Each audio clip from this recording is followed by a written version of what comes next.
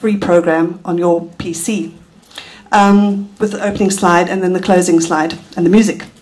So I said, well, it must have taken you, the whole 3 hours. She said, oh no, the movie was really easy to make. What took us 3 hours was taking on and off our clothes and putting on the makeup. So you see where the priorities lie. Okay. Well, basically, I just wanted to show you those two videos so you get an idea of what so many, average kids, those that have access, obviously, to mobile technology like digital cameras and digital phones, this is what they do in their spare time. And the tool for them is very easy to use, it's very natural. They're more interested in the effect that they create using these tools. All very well, but now let's move on to looking at our field, language learning. These are examples, again, of friends and colleagues of mine and how they use mobile devices in their language learning. This is not all from the same person, by the way. The first one on the right-hand side, this is a colleague of mine here, a teacher in England, who is planning a trip to India.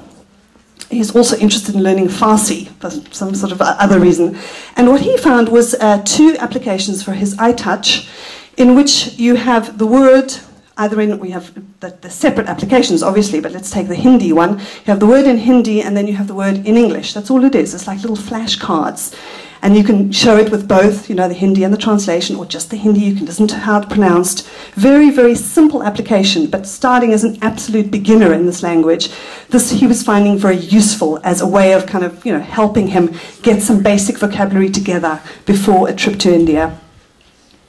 The French TV news vodcast. Do you know what a vodcast is? Exactly, a podcast in video, a video podcast. This is me. I'm learning French at the moment. I'm a kind of one of those awful lower elementary level learners that never progresses despite years of having learned French at school. But because I live in Spain and I speak Spanish and I speak Catalan, I can actually understand a lot of French, although my speaking is appalling. So I find that I go to French classes in Barcelona, but we don't really have any authentic stuff. We do all this textbook stuff, which, as a language teacher, I think, I know what I need. I need high-level input, and I want to watch the news and so on in French. Because I don't get that in class, what I do is I subscribe to a number of French news video podcasts. Every day I plug in my iPhone, it updates with the latest news, and then in the evening, before I go to sleep, I go and sit on the sofa. I sit away from my computer. As I work at the computer all day, I go somewhere else in the house and I watch the news every night in French. So that's the way I use it for my language learning. The third example, the Japanese dictionary, is an English colleague living in Japan, learning Japanese. Again, a very simple use. He has an English-Japanese dictionary on his iPhone that he just, accesses when he's walking around Tokyo and needs help with vocabulary. The SMS, this is a colleague's son who spent last summer in Austria, met a German-speaking girl, an Austrian girl, fell madly in love. They've kept up the relationship and he spends a lot of time texting her. This is an English boy texting an Austrian girl in German, and this is doing wonders for his German. High motivation. The one above that, Access, my online course Moodle, myself and my colleague Gavin Dudney are now associates, of whom there are several in the audience, work in online teacher training. We offer online teacher training courses through Moodle, which is an online platform. In 2005, we had a participant on one of our short courses who was in the Maldive Islands. At the end of the course, in his course feedback and so on, he wrote, "I really enjoyed the course. Accessing everything on my Nokia was not easy, but I managed it." This is 2005. This is before smartphones. We had sort of thought that his forum postings were quite short because he was basically, typing in everything. But again, this is another use. You can actually access your online courses via mobile devices, even as far back as 2005. It's easier and better these days. And the final example, this is my partner who does a lot of marathon running. He enters marathons regularly. Now, apparently, if you run marathons, any of you runners here? There's a couple. Okay, well then it's a lot of time. You spend a lot of time training. You have to spend, he spends probably 8 hours or so a week just running, because otherwise you can't do 42 kilometers off the cuff. Of course, all that time, what he does is he downloads BBC podcasts. He's also sort of a permanent lower intermediate language learner, a bit like me, but in English. He's learning English. He downloads these podcasts onto his MP3 player, his iPod, thank you, his iPod, and then runs and listens to things like, the Flatmates, which is the BBC regular sort of soap opera, and things like Grammar Challenge, which I can't imagine personally wanting to listen to a podcast called Grammar Challenge, but apparently it's helped his grammar no end. He does say that when he gets to a very steep hill in his training, he has to switch off Grammar Challenge and move on to something like AC/DC, because it doesn't, Grammar Challenge doesn't quite get you off that last bit. So, okay, so here we have a kind of an overview of ways that language learners are using, real examples, mobile devices in their own learning practices. We're talking here adults, all of these are examples, except maybe the Austrian teenager.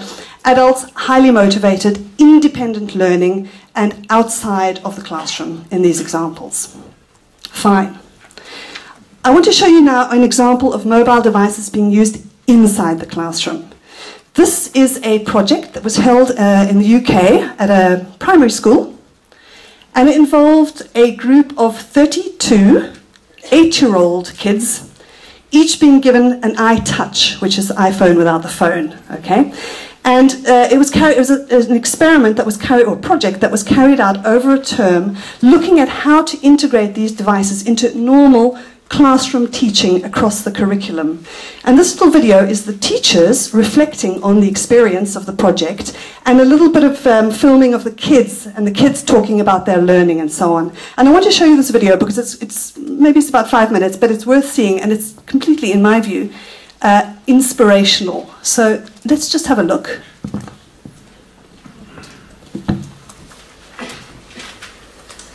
We introduced iPod touches to the school because we felt that the children should have the chance to use the very latest technology to help with their learning. The opportunities to use the new technology have come about in his practice, in his class, and it became quite clear that children were highly motivated. And I really wasn't sure about how it would work because the apps have only been out for a year or two. We gradually began to plan the use of iPod touches more and more. And I just gave them the touches with about a dozen apps on. The iPod Touch gives us a range of resources, the different apps that we've been able to load onto them. That has been fantastic. And I'm pretty sure it hasn't been done with a full class where every child had a touch. It enabled children who were very bright to learn. It appeared to speed up their learning and encourage them to want to do their lessons. Children who have difficulties with learning in the academic sense to be motivated as well. In history, they'd be looking up about the Tudors and finding out about dates and information. I've gone on the website and I've just found out that some of the information about Henry VIII and his 6 wives. When you click her, it tells you what happened to her. She's crying because she got divorced. And the arrows make you go back and forwards. And her head's chopped off because someone chopped her head off. On one of the websites I went on, you could, if you clicked on them, they would either be divorced, beheaded, died, or anything like that when they lived. She's crying because she died. These are all the dress dolls, what the women would wear then. And she got divorced. And you got the kings and queens clothes there as well. And her head got chopped off as well. The iPods are really good because they give you loads of information. And she stayed alive. But it isn't just in an IT lesson, they have the iPod Touch beside them and can access all of its facilities very, very quickly. You can go on Wales, you can go onto And you can see what the weather is, and to add a weather you just press the plus sign and you can type in the city that you want and you can see on the webcam and see what it's like now. You can actually see the webcam there?